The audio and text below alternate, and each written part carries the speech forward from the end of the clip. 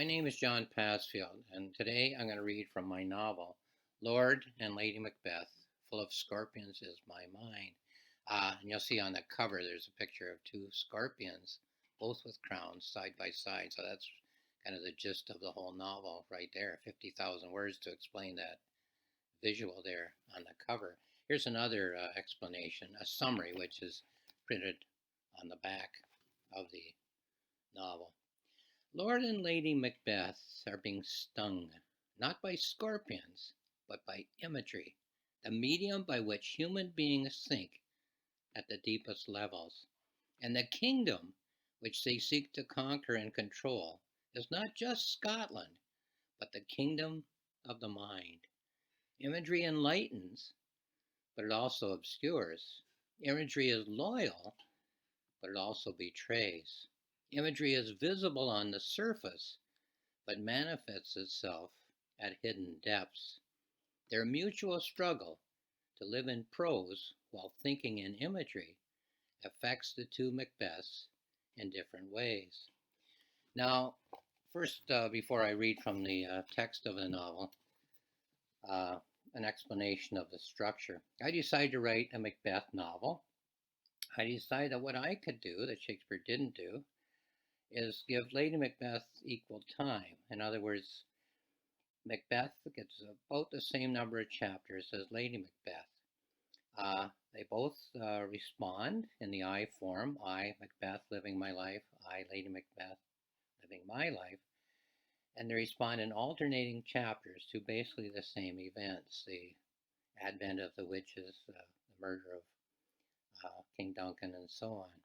So chapters 1, 3, 5, and so on are Macbeth. I, Macbeth, living my life and thinking my thoughts. The alternating chapters, 2, 4, 6, 8, and so on, are Lady Macbeth thinking her thoughts. I, Lady Macbeth. Now, the structure of the chapters. There are 8 image units, sections, segments per chapter, telling the story as Shakespeare tells it. These are the action segments. If you take those 8 segments and split them apart, then you have 7 segments in between. I call these segments deepening imagery segments. Well, what is deepening imagery?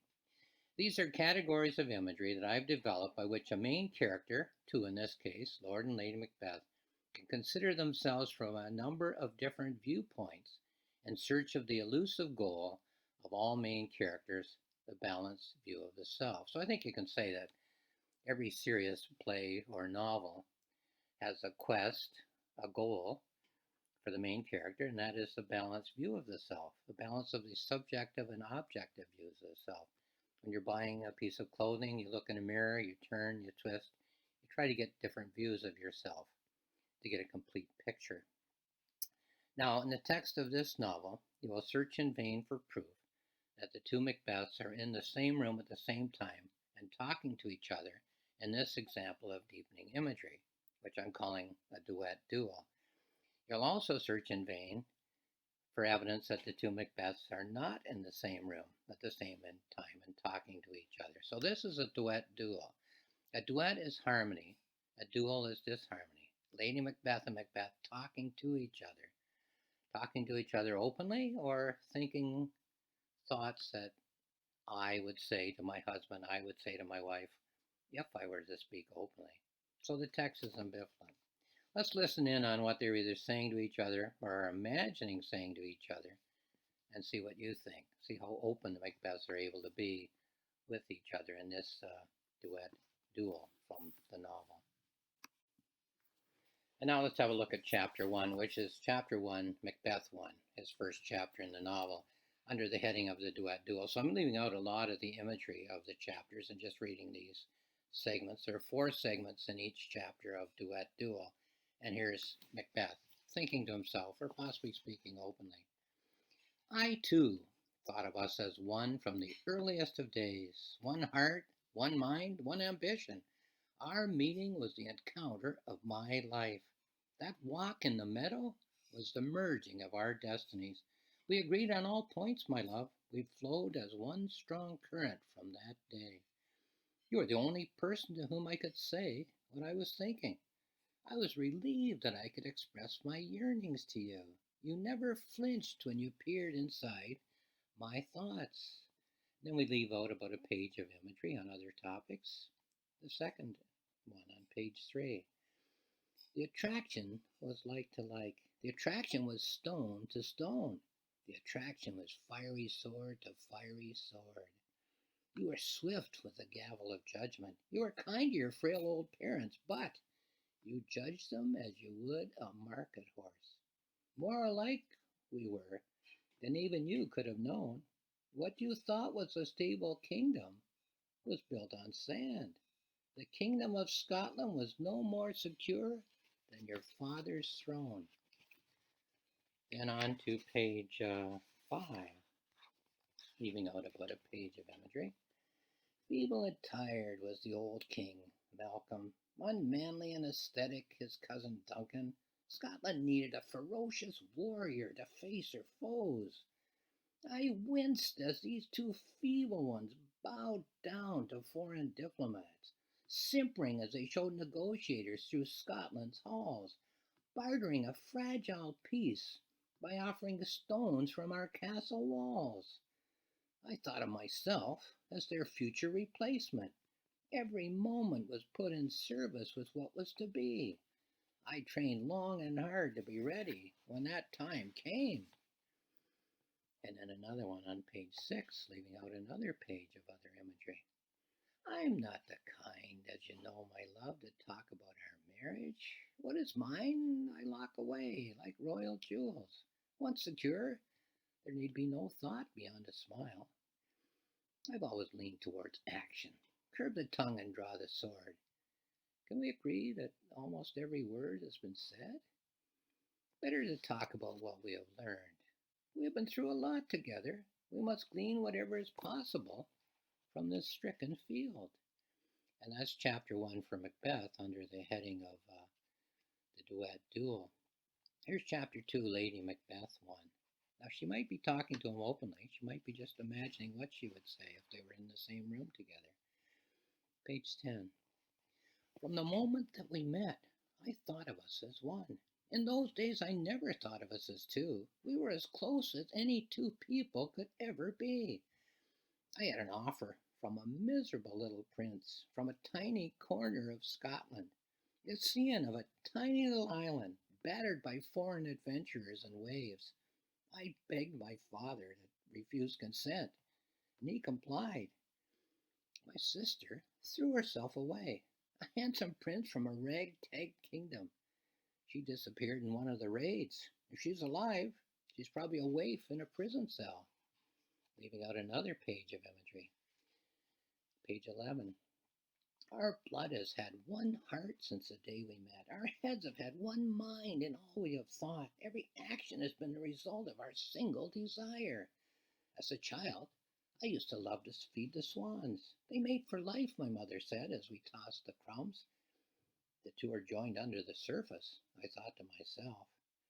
My mother and father were so relieved when I gave them the news.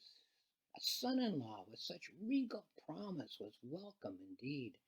You have surpassed every superlative that I presented to them on that day. And then leaving out about 2 more pages, we go on to the third segment, 13. That walk in the meadow was the day of all my days. The flowers were blooming on the hillside and the sun was bright. I could barely believe how much we said with very few words. We both had royal blood in our veins. I was an undervalued princess. My lowly status was an accident of birth. And you were not the first man of the second row. You were Macbeth, with all that entailed, an obligation to take the fort at the top of the hill. I used to watch the women weaving the tapestry. I used to picture you and me woven inside, you and me and our little broken boy. You enchanted me more than any 3 witches, and I have no doubt that I enchanted you too. We needed no predictions to enlighten our way. Now, the tapestry sits on the loom. The threads dangle down. The weaving women have all gone from the castle. And that's chapter 2 with Lady Macbeth, imagining what she would say to her husband, or perhaps saying it. her husband. Now, I'm going to go on with chapters 5 and 6. That means I'm leaving out chapter 3, which is Macbeth 2, and chapter 4, which is Lady Macbeth 2. Not because they're not worthwhile, but just to keep this video at a reasonable length. So Macbeth then continues this monologue, if you like, page 34 in the book. Remember the meadow we walked in that first time? Tomorrow, if the sun shines, we can try to locate it again. A trick of the landscape, I would say, has made it so hard to find. There will be days when we will walk in apple orchards, days when we'll feel the warmth of the sun on our backs. The three of us together, you and me and the boy. As for those traveling players, I had them silenced. I won't sit and watch tyrants being displayed on a stage. I won't watch depictions of kings or rebellion or strife. And then moving on to page 36, again leaving out a page of other imagery. Then the old king fell ill. It was assumed that he was so far gone that he would not be recovering this time. People gathered for the watch from far and wide. It was agreed that old Malcolm's successor would be chosen by election. That was decreed as the wish of a dying king. Nothing was said, of course, as to who would vote for whom. When the old king died, I was as peaceful as if I'd been attending my own funeral. I was as content as the old man himself must have been at his laying out. I greeted everyone at old Malcolm's wake as if I was already his replacement as their king. Page 37. Shortly before the election, 4 people came to see me: Banquo, Macduff, Lennox, and Ross. They said that they had agreed that they would not be voting for me. They sat at my table in the great hall at Dunsinane and gave me their thoughts. We must do what is best for Scotland, they said. Macbeth is the man of war, they said, while Duncan is the man of peace. After they had their say, I said not a word in reply. When they left, there were 4 knives in my back. When the time came, I never bothered to vote. Page 38. I descended into a deep, dark pit. Venomous toads at the bottom of a well. Better for you, I said, that I make this journey alone. I was living at the edge of a desolate landscape, fishing a little at the banks of Acheron, saving pennies for the fare to the other side. Bloody puddles in the driving rain in the courtyards, blood-stained rushes where the dogs sniffed crumbs in the dining halls, blood-stained hands when I reached for the bread and the wine. And that's Macbeth chapter 5. Here's chapter 6 with Lady Macbeth in her monologue, her Duet-Duel monologue. Page 42. I threw myself wholeheartedly into my preparations for future greatness. I said not a word to those other wives of Thanes, but I must admit I fantasized that the girl from the minuscule kingdom would soon be their queen. We were invisible to all but ourselves. We were true to ourselves, but not to our circumstances. We were the royal couple, without the crowns and the robes. Death to me would be to shrink as the years go by. Shrinking kingdom, shrinking husband, shrinking self.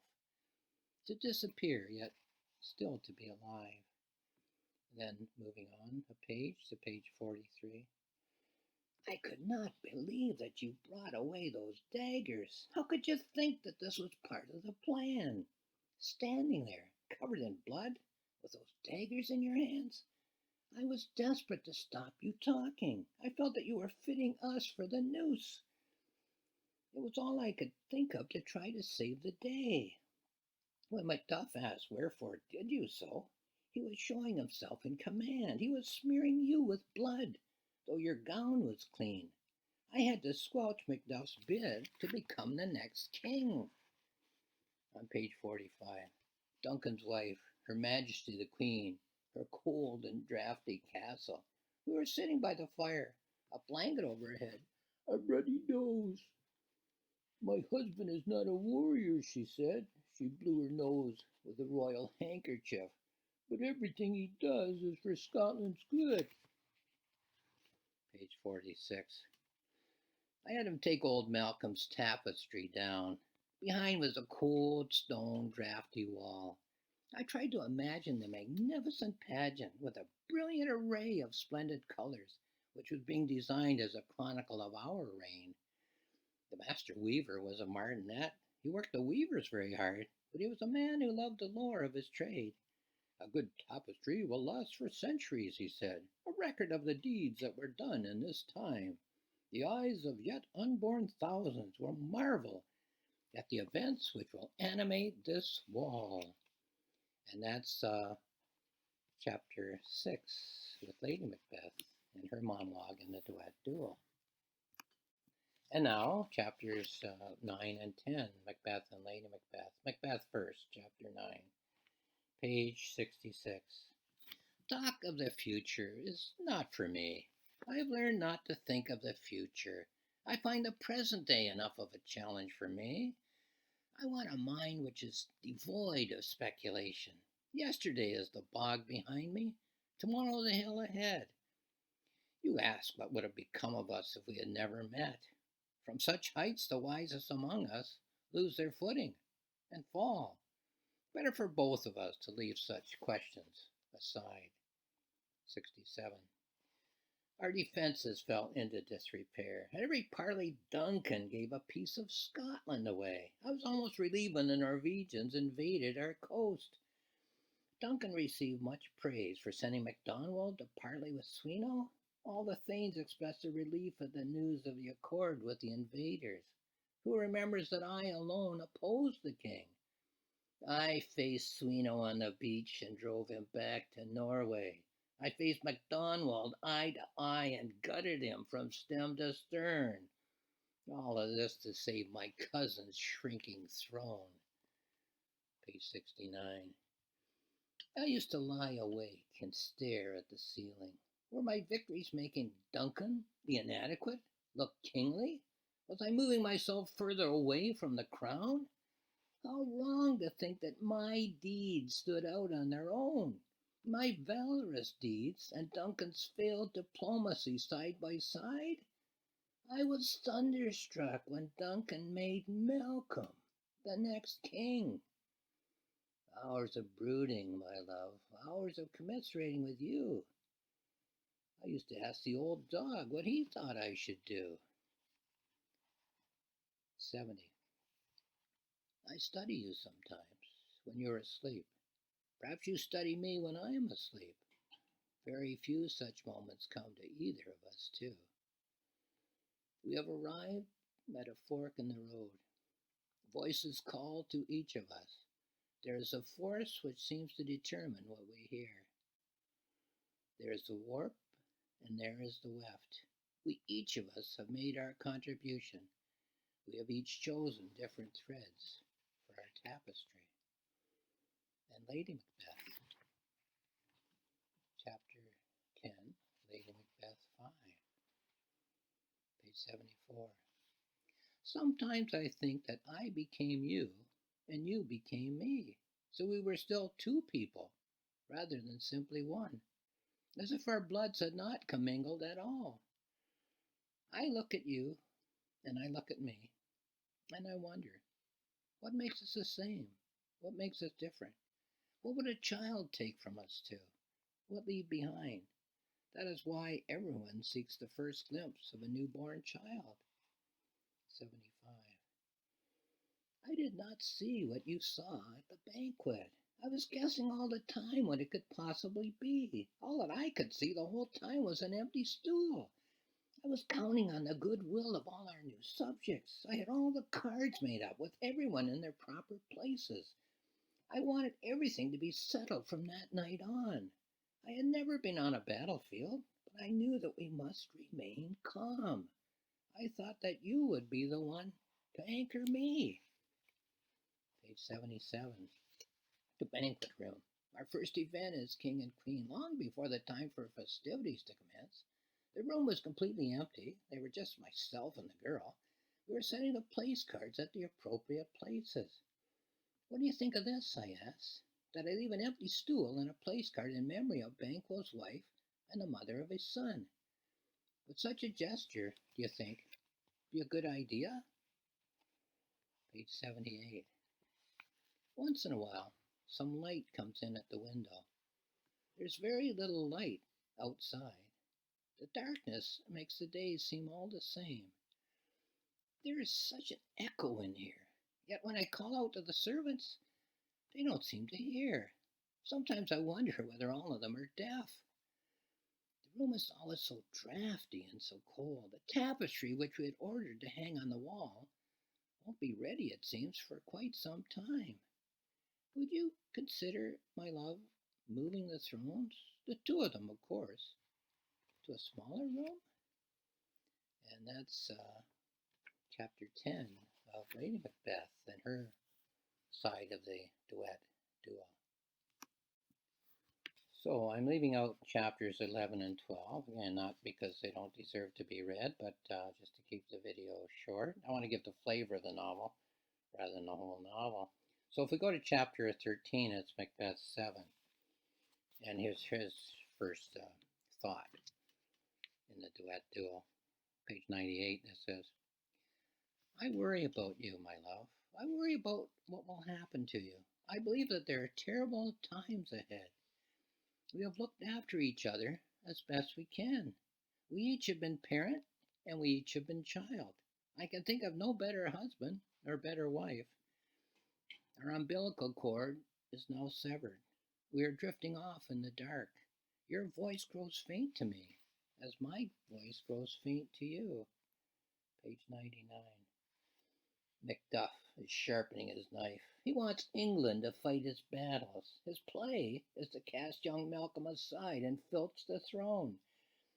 Macduff would never make a good king. He left his wife and his babes behind as hostages on the battlefield. How can such a man be fit to rule this land? If ever an arrow has hit the target, it is the campaign against Macduff. He is completely unprepared for such a level of savagery. I outbear the bear, outlion the lion, and out-tiger the tiger. Page 101. So, what to say about the slaying of Lady Macduff, of the murder of Lady Macduff and her brood, of the slaughter of all the servants trapped in that house, of all his pretty ones in their dam, of all his pretty ones in their dam at one fell swoop? Yes, my love, my orders included all. An old lady came to see me. She had lost her sons in the skirmishes, every one. I told her that the losing of all of one's sons is the price one justly pays for choosing to be loyal to the losing side. 102. I've taken to sleeping on the floor at the foot of my throne, a sword and a dagger in my hands. I trust no guards, because guards will sleep and snore. I have no friends and wish to have none. I prefer my enemies ranged around me in the dark. I can see their eyes and their claws in the campfire's glow. I have lowered the action to a level that has left them paralyzed. Don't challenge Macbeth unless you are a Macbeth. Blood for blood, tooth for tooth, nail for nail. Then on to chapter 14, Lady Macbeth 7, her first thought in the Duet-Duel. I miss laughter and cheerful children, a group of old friends with mulled wine by winter fire. All of that ceased when the banquet broke up that night. The old dog is my only companion, and he is not long for this world. He has slept through events that have made my blood run cold. Why ask forgiveness or try to change things? It is how we are seen, not how we see ourselves. Turn around on your horse, and you'll find he still goes the same way. 107. I heard laughter in the kitchen the other day. The two pastry cooks froze and stood with their faces dabbed in flour. They were petrified that it would be off with their heads. I offered to help the girl who churns the butter in the courtyard outside the creamery. Her hands were trembling as she tried to show me how it was done. Then her eyes started to twitch, and so I thanked her and I turned and walked away. We lost the man who tastes their food. He disappeared sometime in the night. I never told you that I took over that role myself. 109. The wardrobe lady's little girl was bright and cheerful with me the other day. I came across her as she entertained her dolls. So obvious, I kept thinking, that she doesn't know who I am. I see fear in the eyes of the little children. I see it when we ride through the market square. Their parents have taught them all to stand still and not laugh or say a word. Whatever happened to those traveling players? I kept assuring you that I was sure they meant no harm. They had no idea why you grew so angry all at once. 110. I don't know when I am in touch with my deepest thoughts. When I'm awake, do you think? Or when I'm asleep? I don't know whether it is waking or sleeping that I fear the most. Do you know the boy who fetches the firewood? He brought the hatchet into the hall the other day. I sat with my back to him, waiting for it all to end. I often walk upon the battlements. I lean over the parapet. I watch the activity in the courtyard down below. And so that's chapter 14 of Lady Macbeth and her thoughts on the Duet-Duel. And now just skipping chapter 15 and going on to chapter 16, Lady Macbeth, and then 17, Macbeth. So here are the last two chapters in the novel, and therefore the last two chapters of this either actual or imaginary Duet-Duel, this dialogue between Macbeth and Lady Macbeth. So with Lady Macbeth, we go to page 122. I used to watch the ladies weaving the tapestry. The overseer, you recall, was a prickly old man. As the project went on, he grew tired of my concerns. Perhaps it was woman's way, perhaps a prerogative of the queen, but I would bring him a new idea almost every day. I would watch the weavers weaving, watch the various colored threads as they wove their way to and fro in this vast design, and they would put their work aside at the end of the day. 123. And the next day, I would ask the master weaver if he would indulge me if I requested a minor change in the design. I'd had a chance to sleep on it, you might say. I'd thought about what it was that I wanted our new tapestry to portray. Should it end with the day we were wed? Should it end with the day we met? Should most of it be concerned with the days of our youth? The master weaver would throw up his hands. Madame, I realize that you are the queen, but are you the master weaver here, or am I? And that's, one more, sorry. And then page 124. Yeah, there are two more sections with one more image, sorry. We were walking through a muddy market town. I've never been good at remembering names. The town was small, and the market was not robust. A crowd had gathered, as is always the case in these towns, to watch the royal progress. I could feel the drizzle run down the back of my neck. I was holding with one hand the reins of my horse, and with the other hand I was trying to right the balance of my crown. And there was a lady in the crowd. She was standing amidst her brood, rain and drizzle notwithstanding. She was the queen. Further down on 125. And I had a notion, just for a moment, that I should stop the royal train and climb down into the mud and put my crown upon this lady and sweep my robe around her shoulders and bid the footman help her to mount my horse and let this lady take my place as Scotland's queen. And what of me? What would I do? Would I take this lady's place among her brood? But I knew in the midst of this fantasy, queen or not, that there could never be another place for me. And that's Lady Macbeth's final thought under this heading of the Duet-Duel, what she either says or might say to her husband if they did talk. And then chapter 17 is the last. This is Macbeth's last chapter, and therefore last thoughts on the Duet-Duel, page 130. He too has two images, 4 segments. You know, I was just a boy at the time, and my father was a Thane, and the king at that time was old Malcolm, Duncan's father. And my father was getting old. I was a child of a late birth, and it was the only time he ever talked in this way. My father was the king's chief falconer. He organized the gamekeepers and the birds. We were testing out conditions for the king's next hunt, page 131. The first time, they told me that I was too young, my father said. The second time, they told me that I was too old. Then he held out his arm with the falcon beneath the hood. It was a beautiful summer's day. The dogs were waiting to flush the smaller birds from the thickets. Falcons will circle above the fields and await their prey. I've often wondered what might have been, my father said. The falcon left his arm and began its circular climb. Well, there are other things in life than being a king. And then 2 more segments from Macbeth, 1 image. Page 132. There was a man stretched out on the rack. He had been captured and beaten and starved, and had been laid out on the rack, and his limbs had been stretched. He had been like this for days, perhaps a week. Every day they tightened the rack a little more.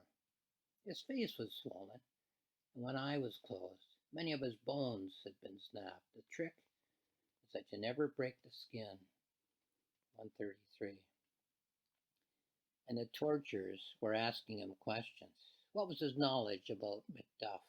At every denial, they would give him a jolt of pain.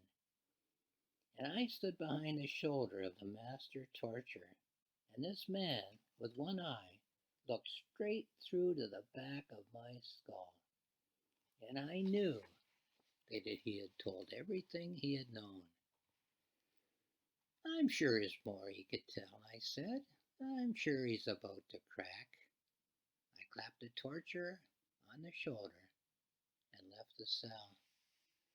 And that's the final image from Macbeth in the novel under the heading, which isn't in the novel, but I used it as I was writing the Duet-Duel. Did they actually speak to each other, or is this what they would have said if they did speak to one another? Well, I just want to give a conclusion in a moment, and the video will be finished. And now, to conclude this video, I'd like to read from my journal, and I'll explain how you can read the journal for free in a moment. Here's what I wrote as a reflection on this novel and the writing of this novel. A literary work of art becomes not only an artistic artifact with its almost sacred text, word for word, that would be Macbeth by William Shakespeare, but it almost becomes an image quarry from which other artists are free to pick and choose imagery for their own creations. There are some commentators, guardians of literary shrines, who do not realize the difference between the two concepts of the role of a work of art in a society. So the question is, why rewrite a classic? Well, you don't rewrite a classic, you respond to it. You respond to it by talking about it, you respond by writing an essay, you respond by creating a work of art. Think of Picasso. His response to a work of art, classical art, was to create a new work of art, a Picasso work of art. And that's what I have done. Now, a couple of websites. The novel, John Passfield as the author, and Lady Macbeth, Lord and Lady Macbeth, Full of Scorpions is My Mind is the title. That's available on Amazon. It's also available at my publisher's website, which is rocksmillspress.com, ROCKSMILLSPRESS, all one word, .com. More information about the novel there. Also, more information about the novel at johnpassfield.ca, johnpassfield.ca. There's also, well, that information is two books for free.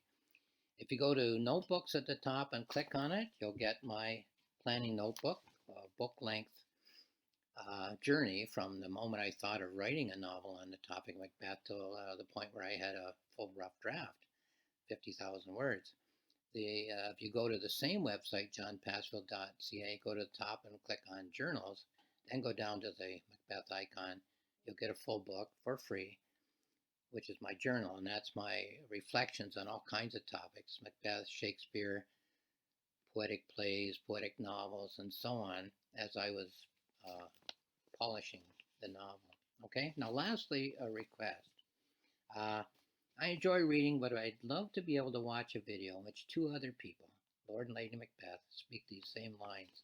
The words are copyright, I wrote them, but I would gladly grant permission with no money being required for someone else to read them in a video which we can post. If you're interested, please email me at johnpassfieldbook@gmail.com and we'll discuss it. And lastly, thank you for watching this video.